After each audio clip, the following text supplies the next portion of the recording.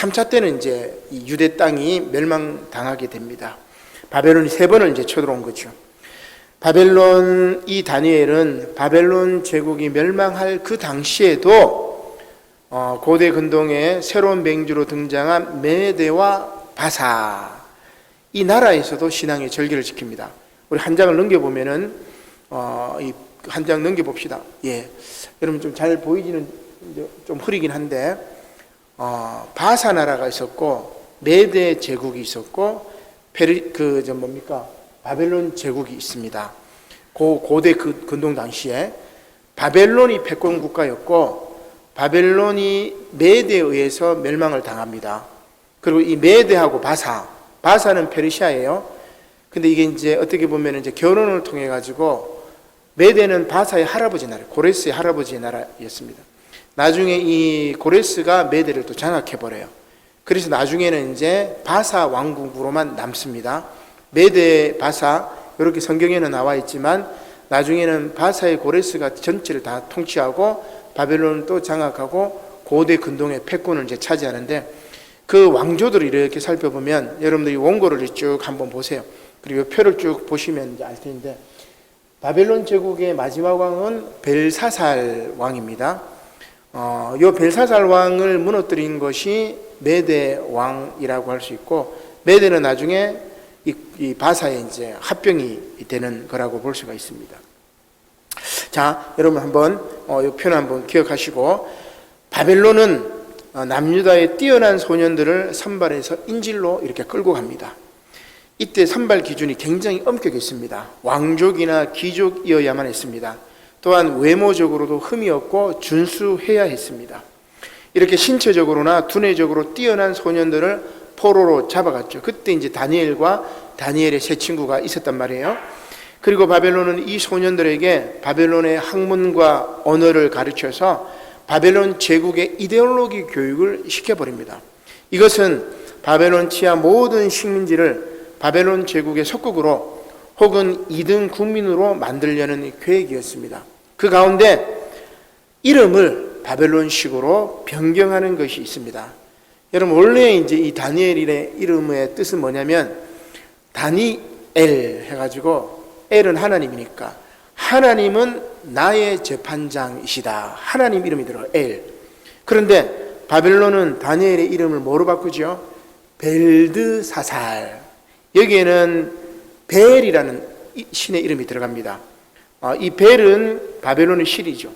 그래서 바벨론의 신 벨이 나의 생명을 보호한다, 벨드사살.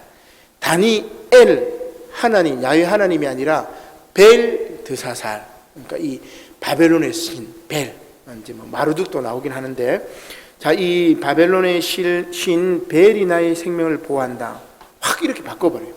그러니까 그 이름 안에 뭐예요? 이데올로기 작업이 들어가 있는 겁니다. 일본이 그랬죠, 그죠? 우리 다음 주가 이제 3.1절 기념주일인데 일본이 우리나라 사람들에게 창시 개명을 요청하지요. 1940년입니다. 일제강점기에 일본이 우리의 성과 이름을 일본식으로 바꿀 것을 강요한 것입니다. 아무튼 다니엘은 그의 뛰어난 능력으로 이렇게 잡혀간 바벨론 땅에서 관리로 발탁이 되고, 나중에 바벨론이 메대 왕국에 의해서 무너진 다음에는 그 왕국의 총리가 되게 됩니다.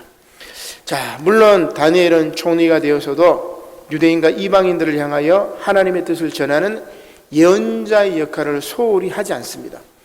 특별히 다니엘서 내용을 보면 미래 고대 근동과 지중해 세계 제국들의 멸망을 예언하죠.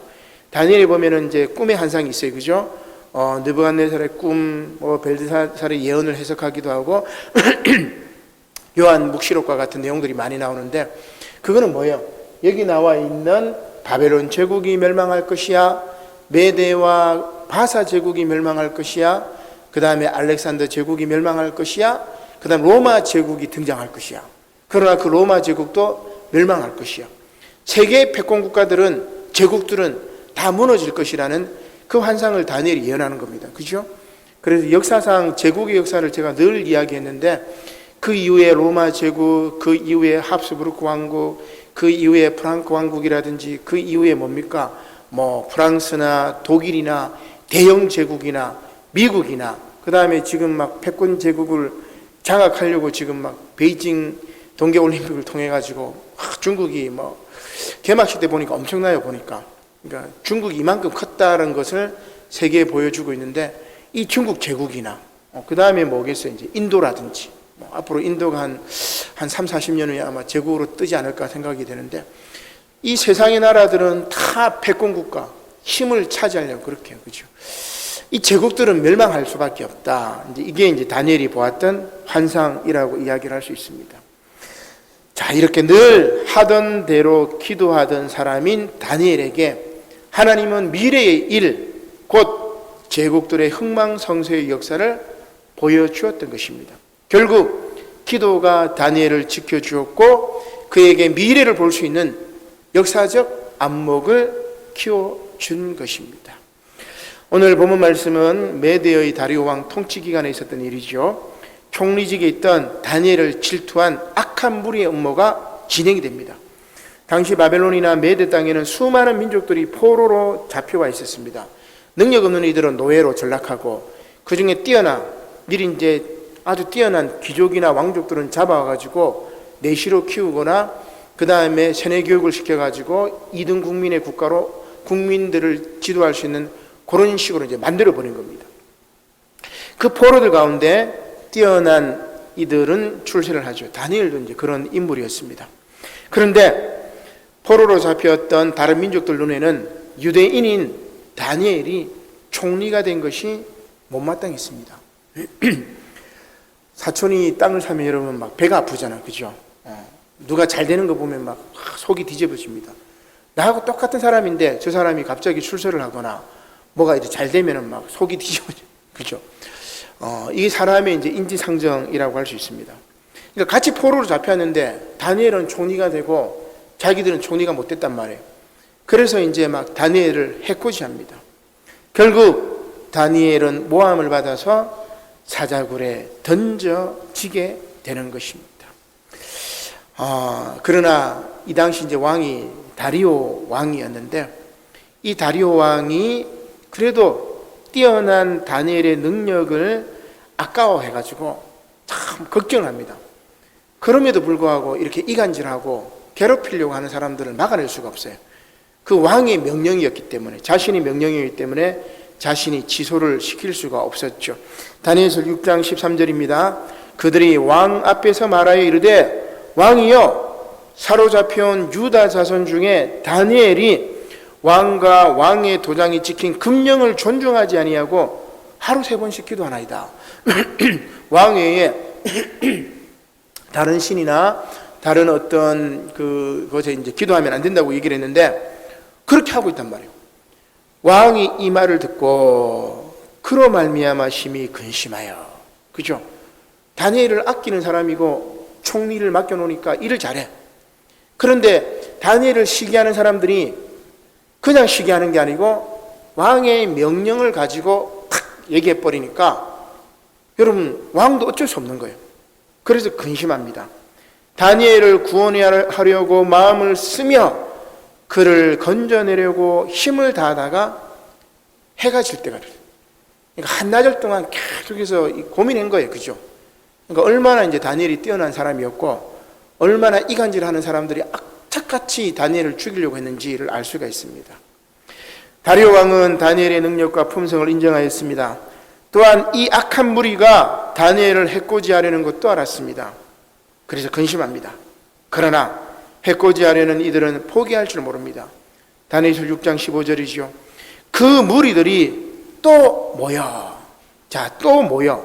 아주 중요한 말입니다. 또 한단 말이에요. 한 번 끝나지 않아요. 해코지하는 사람은 여러분 절대 한 번으로 해코지 끝나는 거 아닙니다. 해보면 안 되면 또 7번 해도 안 되면 8번 해코지합니다. 그래서 해코지하는 사람들은 무서워요. 근데 또 무서운 게 뭐예요? 해코지하는 사람이 한 사람만 있으면 상관없어. 근데 이 사람이 이제 2사람이 모여. 그 다음에 3사람이 모여. 이들이 모여가지고 왕에게로 나와서 왕께 말합니다.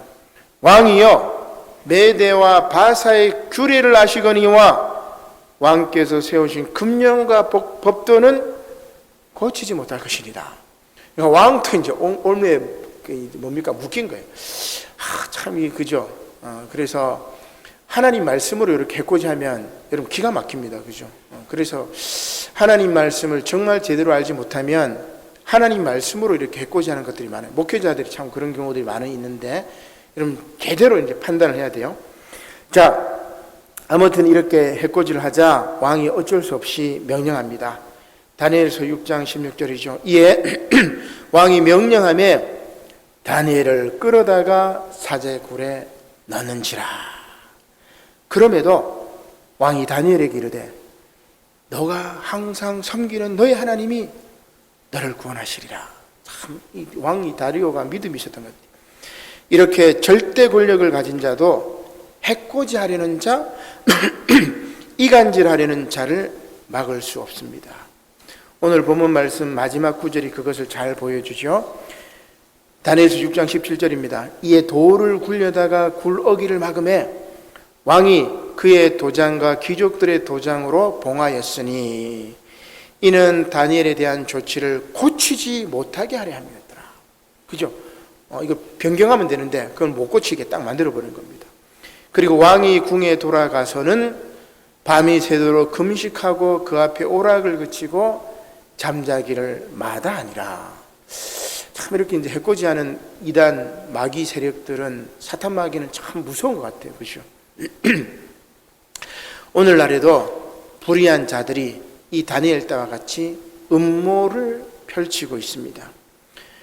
특히 이제 우리 한국의 언론이 문제인데 가짜 뉴스나 부분적인 사실만 강조하는 편파적인 정보를 통한 언론의 왜곡과 음모론은 심각합니다.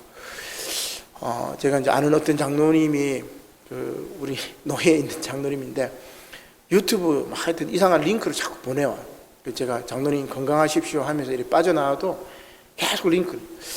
그 장로님은 아마 이제 그런 이제 불온한 유튜브를 계속 자기는 그것만 보니까 그쪽은 계속 이제 유튜브라는 게 자기 보는 것만 계속 연결이 돼요. 그러니까 그분은 거기 딱 갇혀가지고 다른 사고를 못 해. 그분하고 뭐 논쟁할 필요도 없고 건강하십시오. 은퇴하신 장로님인데 참 불쌍해요. 어떻게 보면. 그러니까 우리 언론이 우리 어떻게 보면은 비상식적인 이 언론 지형이나 또 이제 이 유튜버들 중에 보면 아주 극단적으로 막 가짜를 퍼뜨린 게 있는데 이 판단력이 없는 어른들이 그것만 딱 보니까 그게 세상 전부인 줄 알아요. 그게 아니에요, 여러분.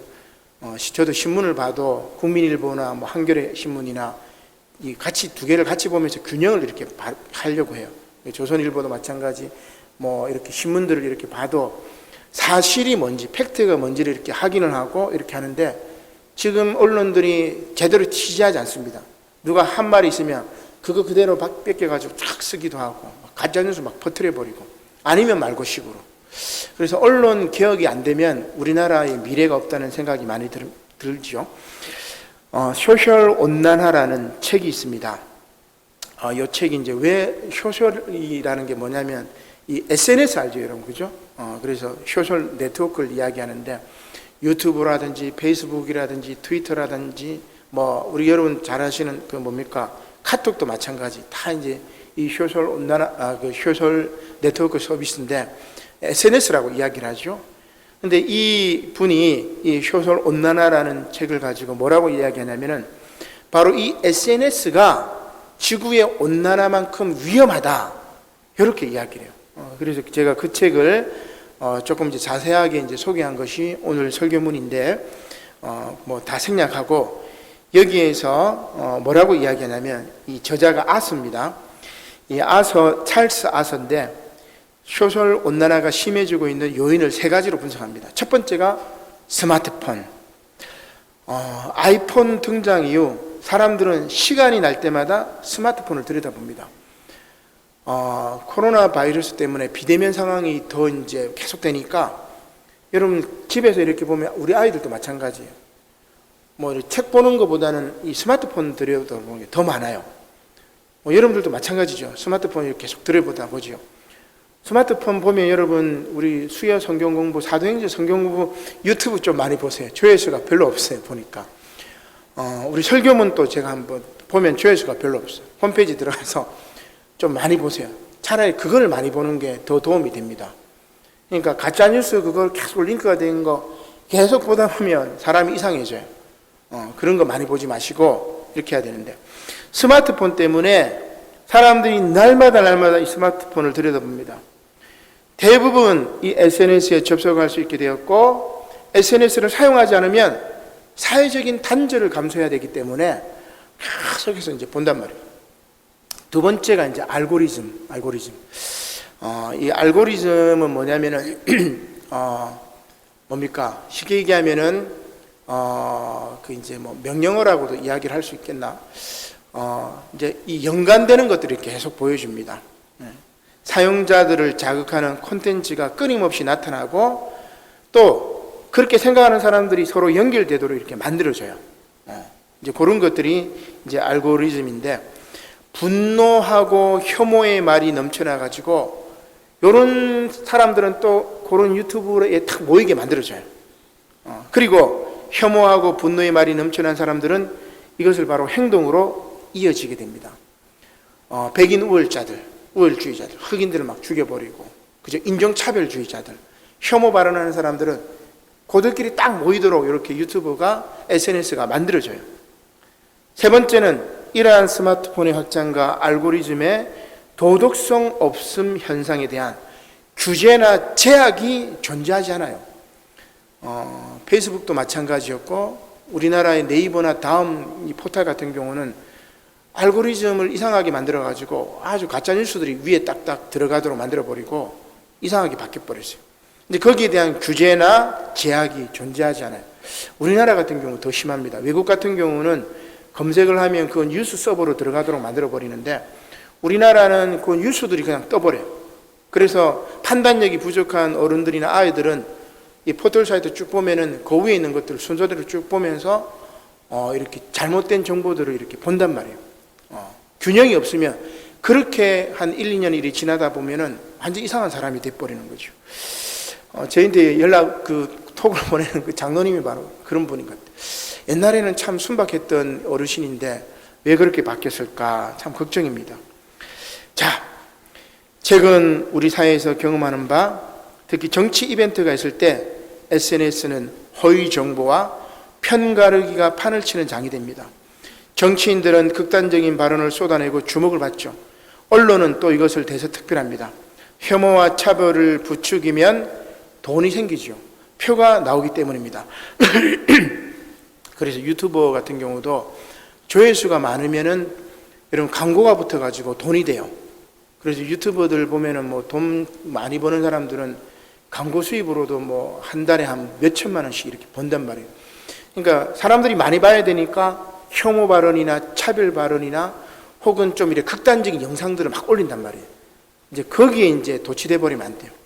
그래서 저는 이제 인문학이 바로 되어야 된다고 막 이렇게 하는데, 아직 저는 이제 호응이 많이 없지만 언젠가는 정말 깨어있는 사람들, 깨어있는 시민들이 인문학을 통해서, 하나님 말씀을 통해서 제대로 이제 자리 잡으면 새로운 역사가 만들어지지 않을까, 이런 생각을 해보게 됩니다. 상식과 올바른 가치보다는 강구가 붙는 것이 더 중요해지죠. 자본주의 사회니까. 정치인들은 자신이 권력을 잡기 위해서 언론을 활용합니다. 사람의 생명보다 돈과 권력이 더 중요하기 때문이죠. 자, 그럼에도 불구하고 우리는 스마트폰과 소셜미디어가 없는 세상으로 돌아갈 수 없어요. 그죠? 그래서 스마트폰은 나중에 이제 여러분 이제 손 안에 이제 들어가서 누르면 확장 현실로 쫙 되거나, 그죠? 메타버스처럼 새로운 공간이 이제 재편이 되겠죠. 다시 돌아갈 수는 없어요. 원시 시대로 다시 돌아갈 수가 없습니다. 그러나 중요한 것은 뭡니까? 2010년에는 이 소셜미디어가 아랍의 봄, 북아프리카의 민주주의를 갈망하는 그런 시위로, 또 그런 목소리로 전 세계에 널리 알려져 있는데, 10년이 지나서 우리 이 땅 대한민국에서는 아랍의 봄과는 전혀 반대로 상식을 파괴하고 극단적인 생각으로 확증 편향을 만들며 민주주의를 억압하고 학살하는데 사용되고 있어요. 이게 참 우리나라의 역설이라고 할 수가 있습니다. 자, 이렇게 SNS를 통해서 음모론과 편가르기가 판을 치는 세상을 지배하는 것이 바로 뭐예요? 오늘 에베소서에서 사도 바울이 정확하게 봤죠. 바로 어둠의 세상 주관자들과 하늘에 있는 악의 영들입니다. 따라서 이렇게 이간질하는 마귀를 대적하기 위해서 바울은 에베소 성도들에게, 아니 오늘 우리들에게 하나님의 전신갑주를 소개하고 있습니다. 기도도 중요하지만 사탄 마귀와 대적하기 위해서 뭘 하란 말이죠? 전신갑주를 입으라는 그런 이야기입니다. 바울은 에베소서 6장 10절에 이렇게 이야기합니다. 끝으로 너희가 주 안에서와 그 힘의 능력으로 강건하여지고 마귀의 감계를 능히 대적하기 위하여 하나님의 전신갑주를 입으라. 왜냐하면 우리의 씨름은 혈과 육을 상대하는 것이 아니요 통치자들과 권세들과 이 어둠의 세상 주관자들과 하늘에 있는 악의 영들을 상대하기 때문입니다. 그죠? 이 당시 초대교회에는 많은 박해에 휩싸였습니다. 에베소서는 여러분 잘 아시는 바대로 옥중서신입니다. 바울도 감옥에 갇혀가지고 이 편지를 썼단 말이에요. 그리고 많은 성도들이 붙잡혔습니다. 감옥에 붙잡혔고 재산을 잃었습니다. 5년 경기장으로 끌려가서 다니엘처럼 사자의 밥이 될 뻔했던 사람, 사자밥이 된 적이 많죠. 사자의 밥이 되어서 죽어간 사람도 많이 있었습니다. 십자가에 달린 채 불에 타 죽기도 했습니다. 이렇게 초대교회는 300년 동안 박해를 받았죠. 그러나 늘 하던 대로 기도하며 날마다 주기도문을 암송하며 죄사함을 간구하고 시험에 빠지지 않기를 기도하며 견뎠던 것입니다. 300년 동안. 이런 성도들에게 바울은 영적으로 무장하라고 권면하죠. 그러므로 하나님의 전신갑주를 취하라.